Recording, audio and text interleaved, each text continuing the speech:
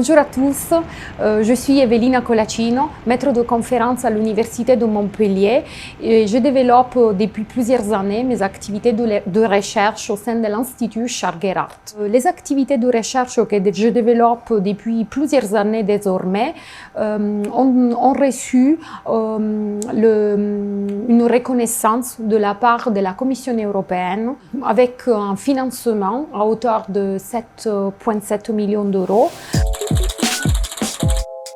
Depuis plusieurs années désormais, j'avais commencé à développer des thématiques de recherche visant la préparation d'actifs pharmaceutiques déjà sur le marché, mais pour lesquels je souhaitais proposer de nouvelles méthodes plus économiques, moins polluantes, et cela basé sur l'utilisation de la mécanochimie. Puisqu'on peut réaliser des réactions en fournissant une énergie qu'on appelle l'énergie mécanique, qui se produit lorsque on génère des chocs entre molécules. Et il y a plusieurs équipements qui permettent de générer ces chocs. Chaque équipement permet de générer un type de force qui peut être de compression, qui peut être de friction, qui peut être d'impact.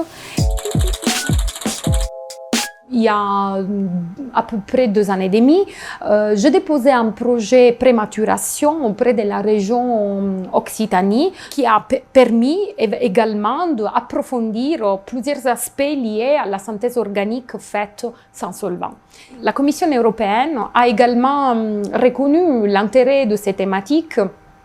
Et donc, j'étais aussi financée, lauréate d'une action européenne appelée Cost Action. L'année dernière, le projet européen Horizon, dont l'acronyme est Impactive, a été approuvé et c'est un consortium aujourd'hui constitué par 17 partenaires.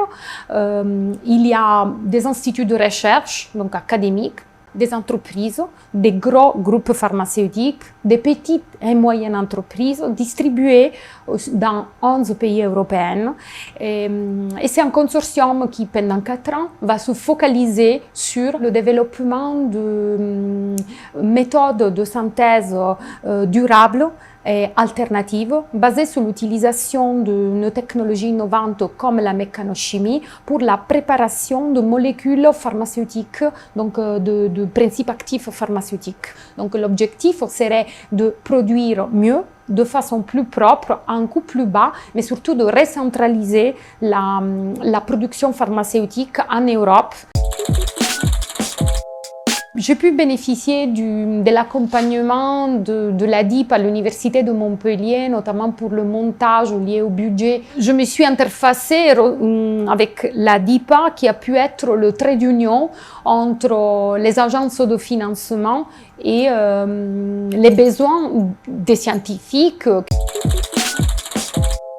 Je ne peux pas négliger qu'être lauréate de ce type de projet puisse être sûrement un bon tremplin pour aller encore plus loin dans mes connaissances et donc pouvoir vraiment contribuer encore mieux au développement de cette technique. Je pense qu'il faut suivre son rêve et croire dans ce qu'on fait et après avoir une bonne idée et espérer que cette bonne idée puisse trouver le bon terrain